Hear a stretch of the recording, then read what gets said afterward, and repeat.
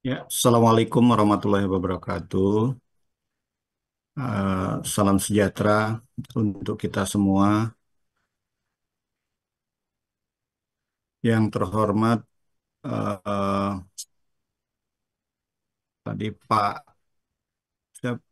narasumbernya siapa Pak? Pak, maaf. Ronald Sirait. Pak Sorry, Pak. Sirait ya, dari kantor pajak wilayah Papua. Eh, Salam Pak, terima kasih atas kesempatannya eh, untuk dapat bersama kami share ya, sharing ya bagaimana eh, pajak UMKM ini bisa eh, lebih baik ya. Sebagaimana Ya, kita Pak. ketahui Pak, momok yang sering diungkapkan para pelaku UKM ya terutama yang eh, dari informal ke formal adalah ketika dia mengurus NIB ya, nomor induk berusaha adalah kewajiban ya untuk memberikan laporan perpajakan ya. Karena eh, dari sektor informal ke formal ini memang banyak memiliki eh, keterbatasan ya, keterbatasan dari sisi terutama dari sisi pencatatan ya, pencatatan keuangan dan juga eh, ketidakpercayaan diri untuk ya mereka mengisi secara mandiri formulir perpajakan. Hal ini tentunya juga akan menghambat eh, kami ya di Kementerian UMKM yang disebabkan eh, layanan yang kami berikan untuk usaha mikro itu didahului dengan kepemilikan NIB, kepemilikan NIB yang dengan sendirinya mereka mesti terdaftar uh, sebagai wajib pajak. Ya. Walaupun eh, dalam konteks eh, pelaporan ketika mereka belum eh, masuk ya batas batas wajib pajak ya penghasilan wajib pajak, eh, tapi mereka cenderung ketakutan ketika sudah memiliki NPWP dan mereka tidak bisa memberikan laporan pajak, terlebih misalnya banyak hal-hal yang mereka belum ketahui uh, dari sisi perpajakan. Kami aja terkadang sebagai PNS, misalnya suami istri bekerja itu uh, tidak ya bisa dibilang belum belum benar-benar ya mengetahui secara rinci bagaimana uh, pajak bersama suami istri ataupun sendiri-sendiri. Nah, ini uh, terkadang adalah kesempatan ya mereka uh, untuk dapat mendengarkan, mengikuti sosialisasi mekanisme perpajakan di Indonesia. Nah, mudah-mudahan dengan pertemuan kali ini ya sebagian para pelaku UMKM dan juga para pendamping yang hadir di sini ya uh, selain langsung tadi para pendamping bisa juga dapat mensosialisasikan kembali apa yang Bapak sampaikan kepada para UKM ya binaannya sehingga kami sangat mengapresiasi ya kehadiran Bapak dan juga bisa mudah-mudahan bisa memberikan pencerahan pada pelaku UMI ya, terutama di sini agar mereka tidak eh, takut untuk eh, mendaftarkan sebagai eh, wajib pajak atau memiliki NPWP ya. Mungkin demikian dari kami, Pak Johan ya, Pak Pak Pur ya, Bu Mei, terima kasih. Wassalamualaikum warahmatullahi wabarakatuh. Waalaikumsalam. Waalaikumsalam. Terima kasih diucapkan kepada Pak Istianto. Sebelum saya serahkan ke moderator, marilah kita sama-sama simak opening speech dari Ibu Teresia Nanik Widianingsi, SCMM. Beliau adalah Kepala Bidang Penyuluh Pelayan dan Hubungan Masyarakat Kanwil Pajak Papua, Papua Barat dan Maluku. Pada Ibu dipersilakan. Baik, terima kasih. Izin saya bertanya dulu, apakah suara saya terdengar jelas? Jelas Ibu. Oh ya, baik. Baik, terima kasih. Yang saya hormati Bapak Kristianto SE, MMMP, Asisten Deputi Bidang Kemitraan dan Rantai Pasokan Usaha Mikro, Kementerian UMKM, pengurus dari Aspindo, dan seluruh hadirin yang saat ini hadir secara virtual mengikuti acara yang luar biasa ini. Selamat siang untuk Indonesia Timur, selamat pagi untuk Indonesia Barat. Assalamualaikum warahmatullahi wabarakatuh.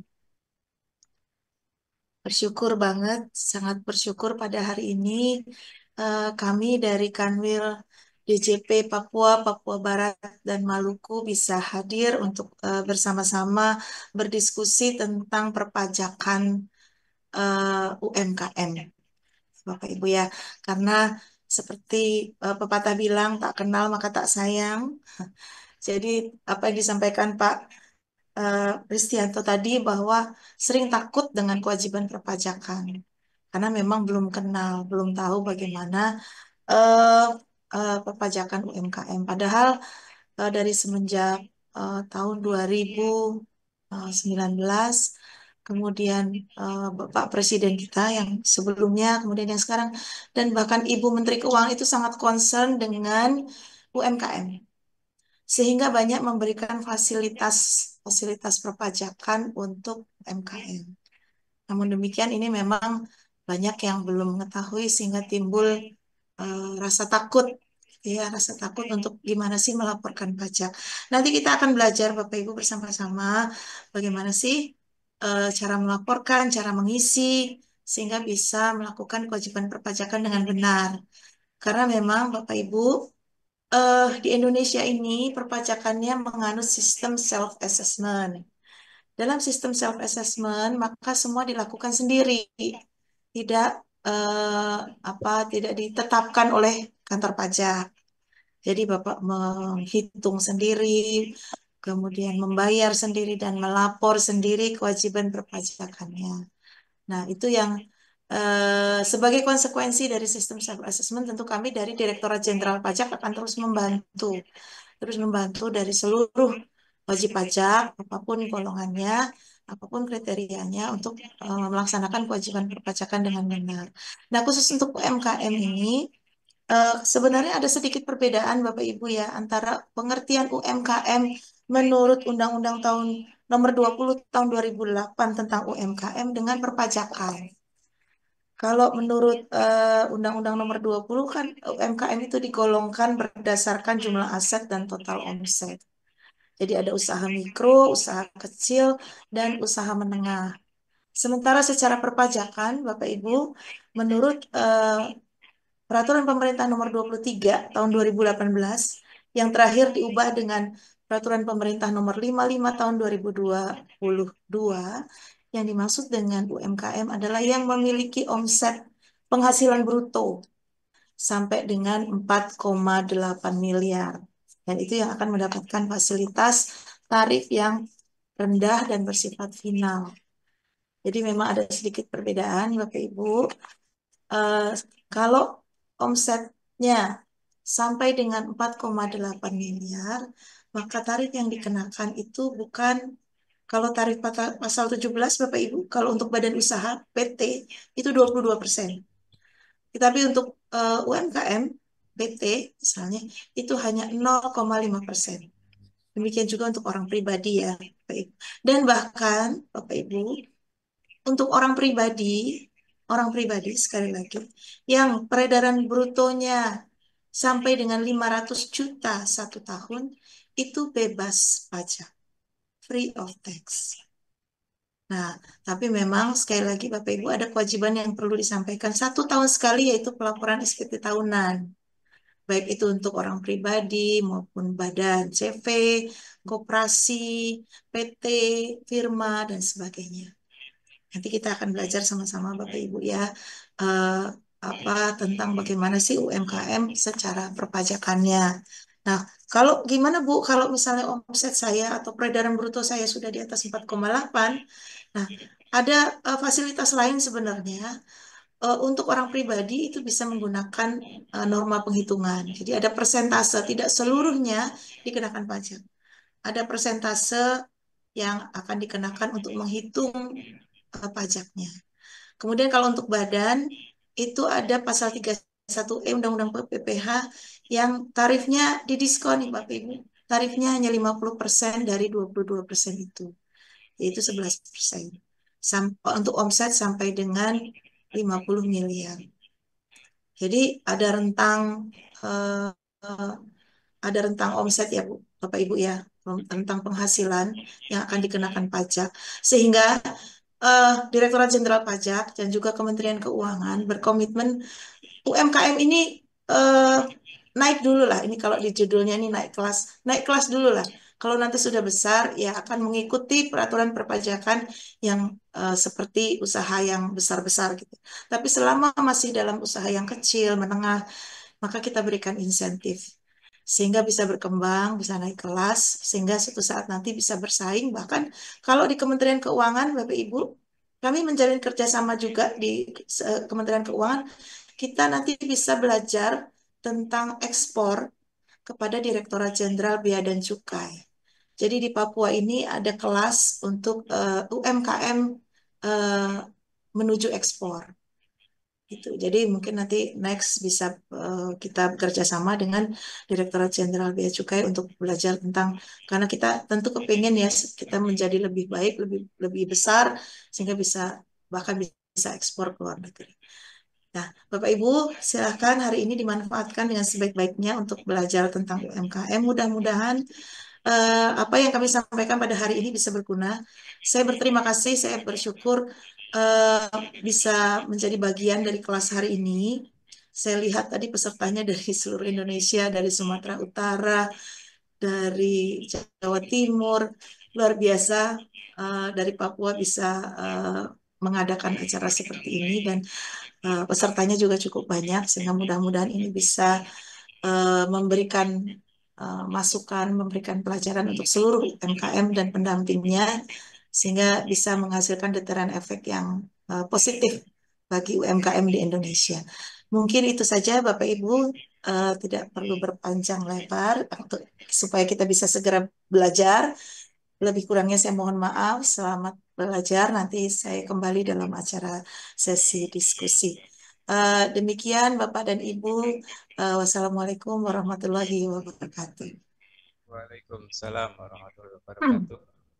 Terima kasih disampaikan kepada Ibu Teresia. Yang selanjutnya kami ingatkan untuk peserta Zoom hari ini untuk jangan lupa melakukan pendaftaran di akunnya jalinusahmikro.id untuk akses sertifikat dan lain-lain. Mungkin untuk mempersingkat waktu untuk memulai kegiatan hari ini, saya akan berikan kepada moderator Ibu Arya Agustin. Kepada Ibu Ari, dipersilakan. Oke, terima kasih Mas Pur. Kita akan segera belajar ini tentang perpajakan dengan narasumber kita, Bapak Mariho Trunal Sirait. Selamat siang di Papua, Jayapura. Baik, yang saya hormati Pak Prisyanto sebagai asisten SEMM, asisten deputi UMKM ya. Ya, sama yang saya hormati Ibu Kabit, Ibu Teresia, yang saya hormati Ibu Agustina Ari sebagai moderator, dan juga sama yang saya hormati Pak Purwono, Aspendo Jayapura, dan juga Bapak Ibu Aspendo seluruh Indonesia nih. Ini luar biasa sekali. Ini baru pengalaman saya nih Pak untuk eh, melakukan penyuluhan buat Bapak Ibu sekalian yang tidak bisa saya sebut satu persatu namanya ya Bapak Ibu ya.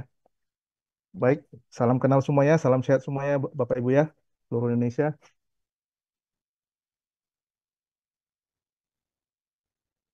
Ya, izin saya langsung ke materi ya Bapak Ibu ya.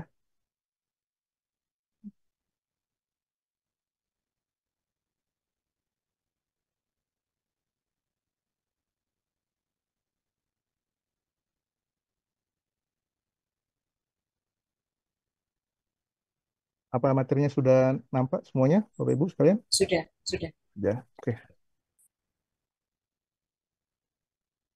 Baik, selamat pagi semuanya, selamat siang.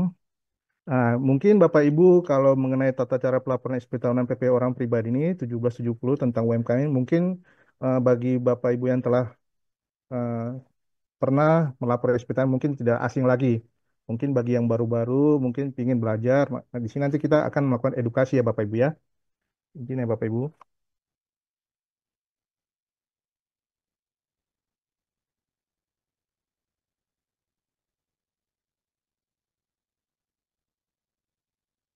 Baik, yang pertama surat pengertian surat pemberitahuan tahunan atau kita sebut dengan SP tahunan. Nah, kalau kita untuk melapor SP tahunan ini kewajiban kita yang perlu kita sampaikan untuk melaporkan eh, kewajiban perpajakan kita, baik itu melakukan penghitungan atau pembayaran PPh, objek pajak PPh, bukan objek pajak PPh, harta dan kewajiban.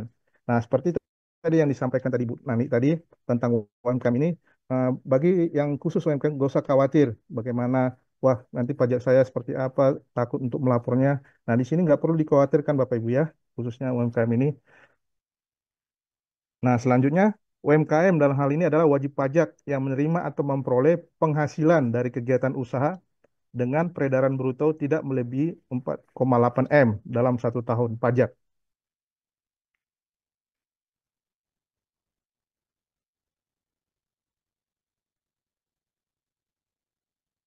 Nah, mungkin Bapak Ibu ada yang tahu apa saja kewajiban perpajakan UMKM? Mungkin ada yang tahu?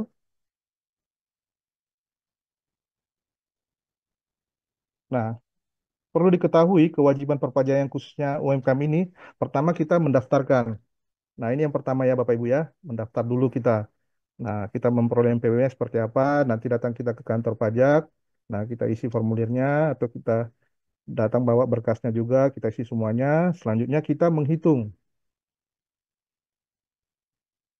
Nah, menghitung pajak yang harus dibayar sesuai dengan kegiatan usaha kita. Nah, Bapak harus, apa yang perlu dilakukan itu Bapak harus mempersiapkan hitungan apa yang perlu Bapak ketahui, laporan keuangannya, nah itu harus pembukuannya, itu Bapak harus ada perhitungannya juga. Selanjutnya, pembayaran. Nah, membayar pajak yang seharusnya dibayar dengan mekanisme membayar sendiri atau pemotongan atau strip pemungutan. Nah, ini kalau nanti membayarnya Bapak Ibu sekalian nanti bukan di kantor pajak ya, tetapi membayarnya tetap di bank atau di kantor pos. Nah, itu nanti Bapak Ibu bisa melakukan pembayarannya. Selanjutnya melapor. Nah, ini kewajibannya Bapak Ibu. Setelah daftar, hitung, bayar, lalu melaporkannya. Nah, penghasilan atau yang kita sebut dengan SPT tahunan. Jadi ini yang perlu diingat ya Bapak Ibu ya, daftar, hitung, bayar, dan lapor. Nah, di sini kalau yang tadi kita daftar, nah dalam penghitungannya, maka catat penghasilan Anda harian, mingguan, atau bulanan.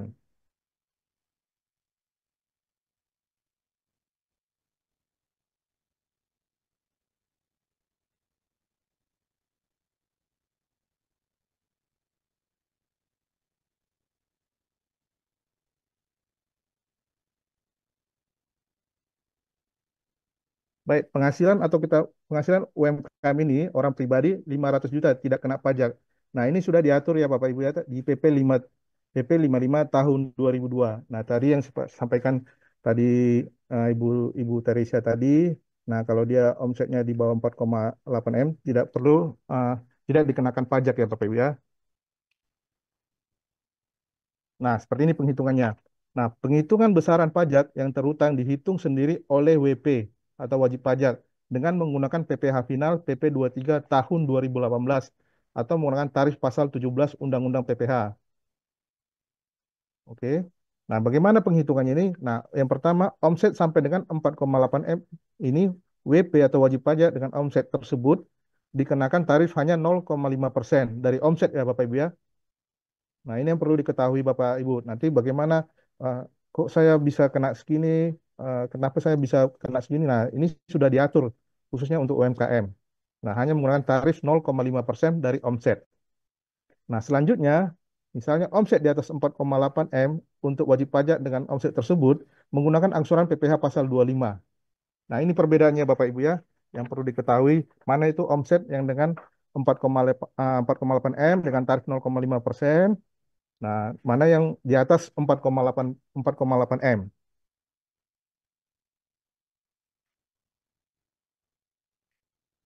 Nah, selanjutnya subjek pajak dan jangka waktu pemanfaatannya. Nah, tadi yang seperti yang disampaikan tadi Ibu tadi, orang pribadi jangka waktunya 7 tahun. Nah, ini dimulai dari aturan yang tersebut ya Bapak Ibu dari 2018 di mana dia sewaktu dia melakukan pendaftaran. Nah, ini orang pribadi. Kalau dia badan usaha berbentuk PT jangka waktunya 3 tahun. Nah, terus ini khusus PT persoalan terbatas. Selanjutnya CV, firma, koperasi atau yang lainnya dia mempunyai jangka waktu 4 tahun.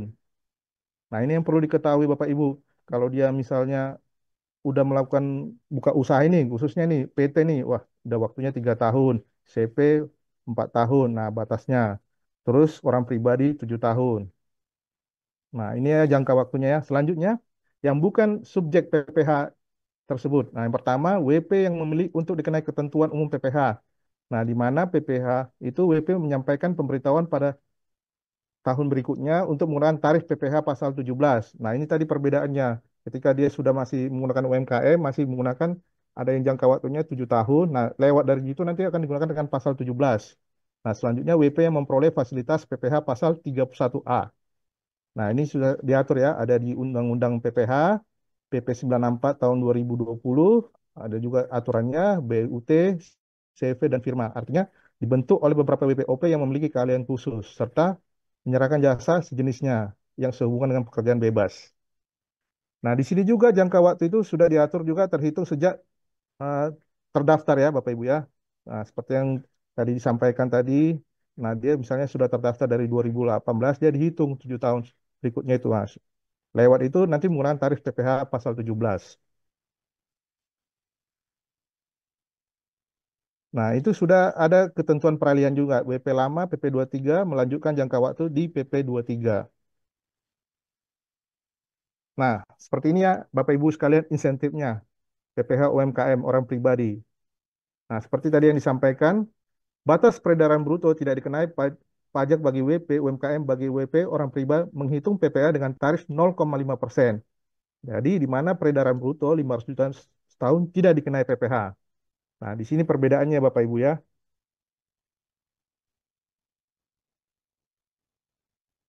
Nah, jadi Bapak Ibu sekalian yang khususnya UMKM yang baru, nah Bapak Ibu untuk melakukan kumulatifnya usahanya itu, nah di sini dari Januari, Februari, Maret sampai dia Desember ya Bapak Ibu ya. Nah, di mana peredaran usahanya yang kena pajak harus dihitung juga. Yang mana yang dikenakan yang 500 juta setahun yang dan 500 juta setahun yang tidak dikenai PPh. Nah, di sini ada insentif PPh UMKM khususnya orang pribadi. Nah, setelah ini tadi insentifnya, kita nanti lanjut Pak ke tata cara pelaporan. Nah, ini yang perlu diketahui Bapak Ibu sekalian, bagaimana tata cara pelaporan SP tahunan PPh-OP untuk wajib pajak UMKM melalui e-Firm ini. Nah, ini yang perlu kita ketahui Bapak Ibu. Nah, yang pertama kondisi. Nah, tata cara ini hanya memiliki kondisi yang pertama, hanya memiliki sumber penghasilan dari usaha dengan peredaran bruto tertentu. Nah, ini yang perlu diketahui, harus ada memiliki peredaran bruto tertentu. Yang kedua, tidak ada pemotongan pemungutan pajak penghasilan PPh oleh pihak lainnya.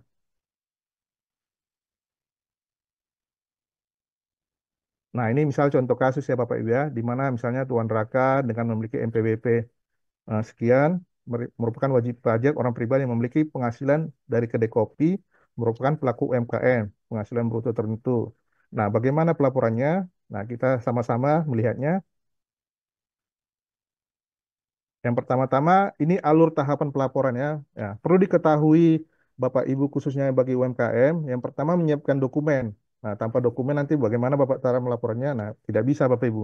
Nah, pertama siapkan dokumennya, selanjutnya Bapak bisa login atau kalau tidak tahu Bapak nanti bisa datang ke kantor pajak. Ini kan seluruh Indonesia ya. Nanti bisa misalnya khusus di Aceh, di KPP di Banda Aceh atau di Medan. Di Medan mana KPP-nya bisa pingin tahu cara melapornya di situ nanti ada penyuluhnya juga, ada helpdesk, ada AR-nya. Nah, misalnya Bapak Ibu yang tidak tahu kalau di Jayapura ada di KPP Jayapura. Nah, dimanapun nanti Bapak Ibu berada, nanti misalnya ada waktunya datang ke kantor pajak untuk ingin mengetahui bagaimana alur tahapan pelaporannya. Jadi Bapak Ibu jangan khawatir, jangan takut. Nah, seperti tadi yang dikatakan pertama, kadang teman-teman ini wah takut bagaimana padahal dia sudah mau ingin bentuk usahanya NIB ya. Nah, nomor induk apa ingin usahanya. Nah, harus mempunyai NPWP. Seperti ini alurnya ya Bapak Ibu ya. Nah, siapkan dulu dokumen, baru kita login.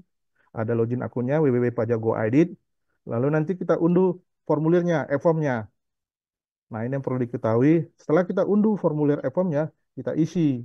Apa-apa aja yang kita isi itu. Nah, selanjutnya kita kirim formulir SPT, lalu kita nanti tanda terima. Nah, nanti nanti nanti kita Bapak Ibu nanti kita masuk nanti ke cara pengisiannya seperti apa, tetapi yang perlu diketahui bagaimana alur tahapan pelaporannya. Sampai di sini suara saya masih kedengaran ya Bapak Ibu ya? Masih Pak, baik, Masih, aman. terima kasih. Nah, yang pertama tadi bagaimana yang menyiapkan dokumennya. Nah, dokumen yang harus disiapkan sebelum mengisi SP tahunan, yang pertama daftar omset. Nah, mungkin perlu dicatat atau nanti slide-nya kita kasih ya Bapak Ibu ya. Nah, daftar omset atau pendapatan kotor. Yang kedua daftar harta per 31 Desember.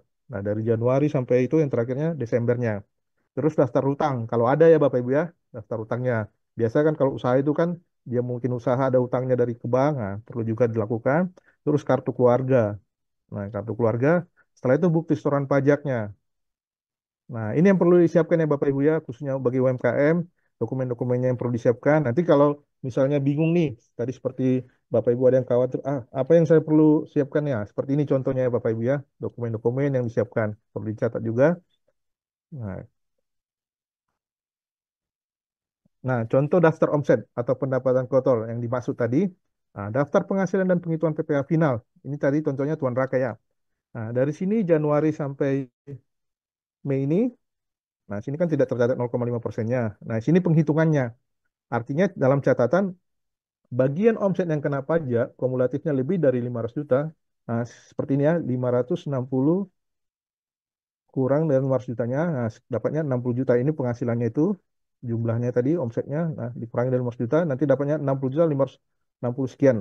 Nah, seperti ini daftar penghasilan kotornya nanti, daftar omset atau pendapatan kotornya. Gambarannya seperti ini Bapak Ibu ya.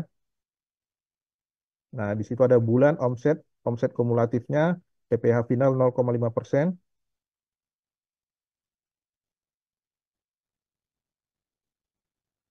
Oke, tadi kita ke daftar omset dan pendapatan kotor. Lanjut kita ke daftar harta. Nah, ketika misalnya Bapak Ibu mempunyai daftar harta, dimasukkan aja, misalnya contoh tabungan, tahun berapa perolehannya, nilai perolehannya, nah, dimasukkan aja ya Bapak Ibu ya.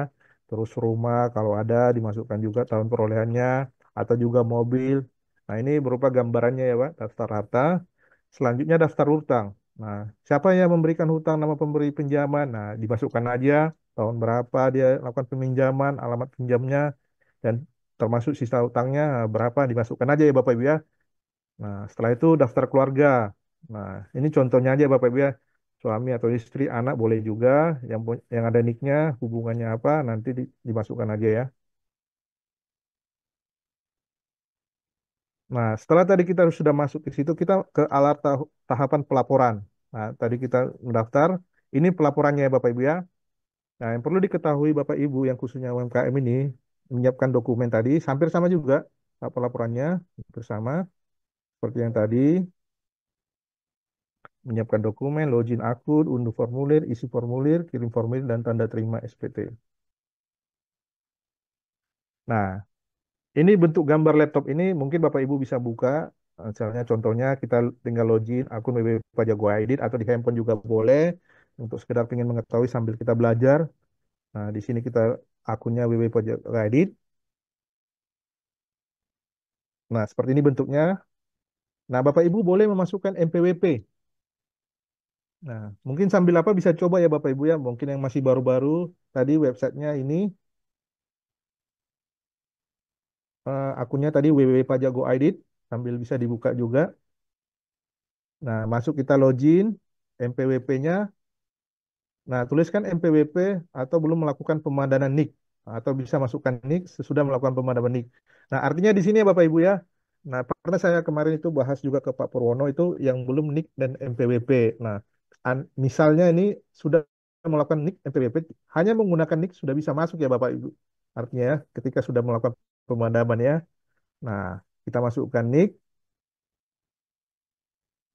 Nah, kita tulis kata sandi kita melalui akun pajak Go ID. Nah, lanjut kita tulis ulang kode keamanan yang terdapat pada sebelah kiri ya Bapak Ibu ya.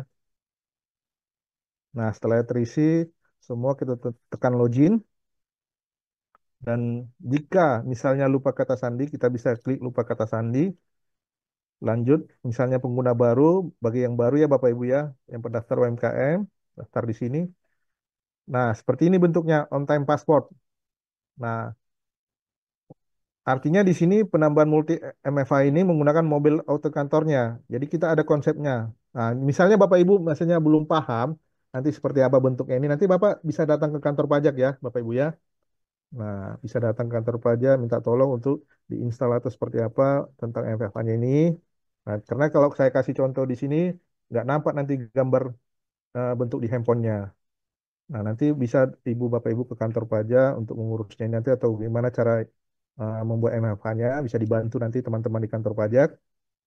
Nah, seperti ini ya Bapak Ibu ya. Nah, ketika kita login nanti verifikasinya di sini bisa dipilih nih. Bisa melalui email, SMS, atau ini melalui mobil aplikatornya. Nah, ini penambahan fiturnya ya Bapak Ibu ya. Nah,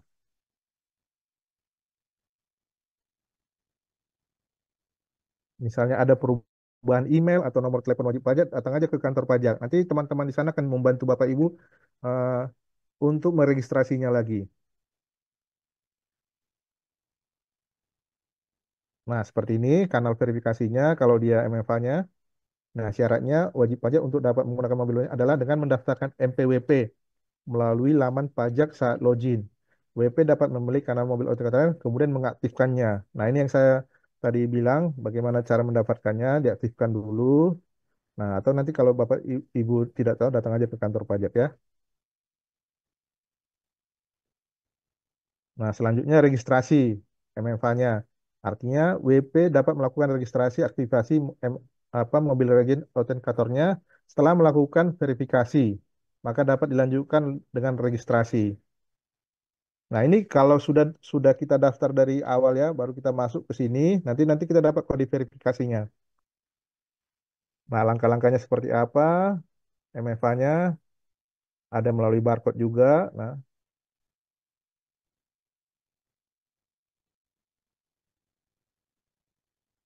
mungkin Bapak Ibu belum ada yang sudah melakukan, mungkin sudah ada yang melakukan ini ya, mungkin saya rasa MFA-nya. Kalau nanti belum, nanti bisa datang ke KPP yang terdekat ya Bapak Ibu ya. Nah, ini registrasinya ya Bapak Ibu ya. Nah, kalau sudah sukses nanti melakukan aktivasi WP dapat menggunakan verifikasi melalui mobil autentikator setiap saat ketika login laman pajak. Nah, setiap kita login nanti sudah bisa menggunakan MFA ini. Nah, oke, kita lanjut. Jika dia sudah berhasil, akan muncul tampilan kartu MPWP elektronik. Seperti ini bentuknya. Nah, langsung kita tekan lapor SPT-nya. Nah, alurnya seperti ini ya. Untuk pelaporan hampir sama tadi. Menyiapkan dokumen, loginnya, websitenya www.pajak.id, tetap unduh, lapor, isi, kirim formulir, dan tanda terima SPT. Nah, dalam bentuk unduh formulir e-formnya, nah seperti ini bentuknya Bapak Ibu. Di sini ketika kita sudah klik tadi Raka dan kita masuk, nah di sini ada bentuk pelaporan dan pra pelaporan. Nah, kita klik nanti di e-formnya. Nah, untuk mengunduh formulir SP tahunan 1770, tekan logo e-form PDF. Nah, gambarnya seperti ini. Nah, setelah kita klik nanti buat SPT, tekan di buat SPT-nya di e-form-nya. Nah, nanti ada kelanjutannya seperti apa formulir SPT-nya. Apakah Anda menjalankan usaha pekerjaan bebas? Jika menjalankan usaha, bisa diklik dengan kata iya. Nah, selanjutnya e-form SPT orang pribadi, formulir 1770. Nah, di sini Bapak Ibu bisa melihatnya buat SPT dari data formulir 1770. Nah, ini kan tahun pajak 2024. Nah, udah saatnya membuat di tahun pajak 2024. Lanjut normal. Nah, di sini nanti masukkan email. Email Bapak Ibu. Kita lanjut. Nah, ini tadi seperti yang saya sampaikan, pilih tahunnya. Nah, lanjut dia pilih SPT normal. Ini maksudnya kalau pembetulan ini kalau ada kesalahan ya Bapak Ibu ya. Kalau ada kesalahan bisa melakukan pembetulan. Kalau yang di atasnya lanjut ke SPT normal. Nah, pilih media pengiriman, email atau handphone. Biasanya kan kita menggunakan email, tapi kalau lebih cepat email boleh atau lebih cepat menggunakan handphone bebas ya Bapak Ibu ya. Nah, setelah kita isi ini semuanya, kita kirim permintaan. Ini langkah-langkahnya Bapak Ibu ya. Nah, setelah sukses, formulir dan kirim token telah berhasil. Nah, cek file pada komputer untuk formulir SPD tahunan 1770. Nah, ceknya dari mana? Dari email atau handphone Bapak Ibu sekalian ya. Oke, ketika sudah berhasil, kita tutup. Nah, hampir sama juga alur tahapannya. Tadi kita sudah muncul menyiapkan login akun, unduh, nah, isi formulir. Nah, kita lanjut ke isi formulir. Nah, ini langkah selanjutnya isi formulir. Apa yang kita perlu isi? Nah, kita unduh Adobe Acrobat Reader isinya. Nah, di sini kita unduh nanti, kita install dulu. Nah, setelah kita unduh atau kita install, nah pilih ada kata unduh ya di sini Bapak Ibu ya. Nanti ketika sudah buka apanya di laptop atau di handphonenya ada kata unduh sini nanti diunduh aja. Oke, ada gambarnya juga Bapak Ibu. Bisa tertera di sini, bisa Bapak Ibu lihat. Nah, akan muncul seperti ini ya. Buka formulir dengan tekan kanan. Nah, ini diklik kanannya, kemudian pilih Open with. Oke, nanti buka dan isi formulir form 1770. Nah, bagaimana cara pengisiannya nanti kita pelan-pelan kita pelajarin. Nah, di sini bentuk yang pertama ya, 1770-nya, lampirannya seperti ini. Isi daftar harta yang dimiliki sampai dengan 31 Desember 2024. Nah, tadi yang pertama kita sebutkan seperti ada tadi mobil atau rumah. Nah, di sini boleh nanti diklik aja di kode hartanya ini. Nanti apa yang ada nama hartanya. Nah, diklik. Nah, contohnya seperti ini. Setelah kita klik ada tabungan, tahun perolehannya berapa, nilai perolehannya berapa, rumah juga. Nah, keterangannya juga ini dari mana sumbernya.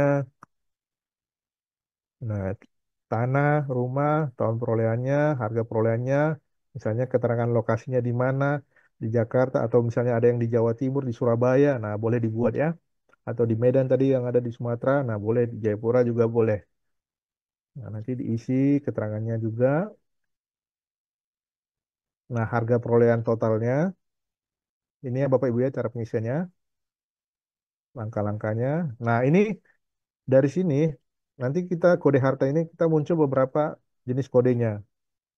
Nah, ini yang saya maksud tadi ada kode dan setara kas. Nah, beberapa kode-kodenya ada 011, 012, piutang, contohnya 021, 022. Nah, nanti ketika Ibu klik dari sini, kode harta ini yang tadi saya sebut dari tabungan, selanjutnya bisa memilih kode harta apa yang perlu kita klik atau piutang apa seperti apa itu. Baik, kita lanjut. Nah, hampir sama juga kode hartanya ada jika ada investasi, baik itu saham, obligasi, reksadana, surat utang. Nah, ini contoh kode hartanya, daftar hartanya. Bisa Ibu klik nanti dari isi laporan tersebut dari 1770. Nah, ada banyak ini Bapak Ibu ya. Nanti Bapak Ibu boleh pilih yang mana aja nanti kode daftar hartanya. Ada seperti alat transportasi, sepeda, mobil, alat transportasi lainnya, harta tidak bergerak, seperti tadi ada tanah, nah, atau harta bergerak lainnya, atau emas, logam mulia, batu mulia. peralatan elektronik lainnya. Nah, nanti perlu diklik aja di kode daftar hartanya. Baik, kita lanjut. Nah, setelah tadi kode daftar harta, kita lanjut ke isi daftar kewajiban sampai dengan 31 Desember. Nah, bentuknya seperti ini. Nah, ini yang perlu kita klik ya. Kode utang itu utang bank. Nama pemberi pinjaman, misalnya alamat Jakarta atau misalnya Surabaya, tahun perolehan hampir sama juga.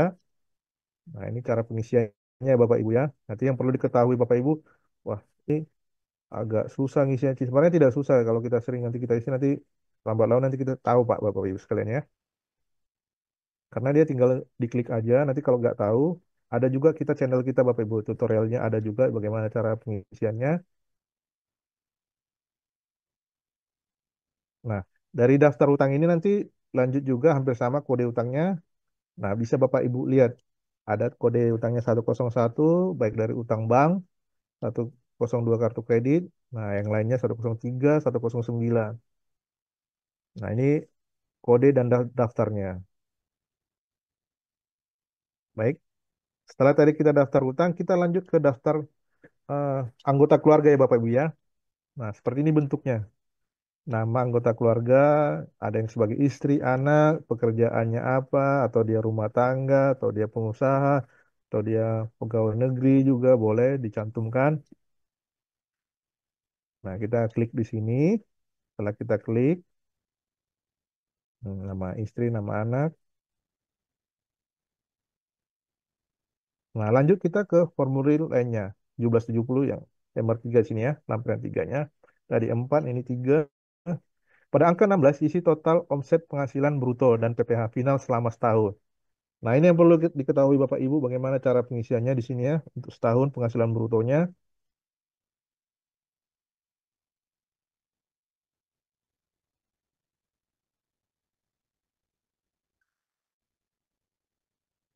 Nah, pada angka 16 isi total omsetnya. Nah, dari sini yang tadi kita isi di sini ya Bapak Ibu yang tadi yang tanda kosong ini nanti kita isi ke lanjutannya sini ya Bapak Ibu. Nah, dari Januari nanti kita isi ke sini. Januari alamatnya apa, kita isi peredaran brutonya berapa. Januari jauh sampai Mei, Juni sampai Oktober, nanti semuanya kita isi sampai di Desember nantinya.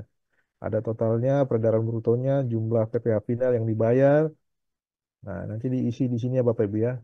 Di daftar jumlah penghasilan bruto dan pembayaran PPh final yang berdasarkan PP 23 tahun 2018 atau PP 5 tahun 2002. Nanti ada tulisan seperti ini per masanya. Nah, di sini nanti dimasukkan data atau kewajibannya di sini. Januari sampai Desember nantinya. Yang penting Bapak Ibu sudah membuat dulu nanti laporan laporan pencatatannya. Nah, kalau Ibu nanti sudah ada catatannya, tinggal memasukkan ke e-form-nya ya Bapak Ibu ya. Yang penting ada catatan kegiatan usahanya, berapa penghasilannya, berapa omsetnya yang dia dapat, berapa PPh final dan 0,5 ya. Ketika sudah ada pencatatannya, nanti tinggal dimasukkan di e-form-nya. Nah, bagi teman-teman yang ingin order kaos, silahkan bisa order di marketplace Shopee, Tokopedia maupun Lazada. Caranya tinggal ketik Muhammad Ervando. Tentunya banyak pilihan kaos keren yang bisa teman-teman pakai, yang cocok buat nongkrong, hangout ataupun gaya sehari-hari ya. Dan tentunya nyaman dipakai, tahan lama dengan desain yang unik, eksklusif, bahan premium dan kualitas terbaik ya.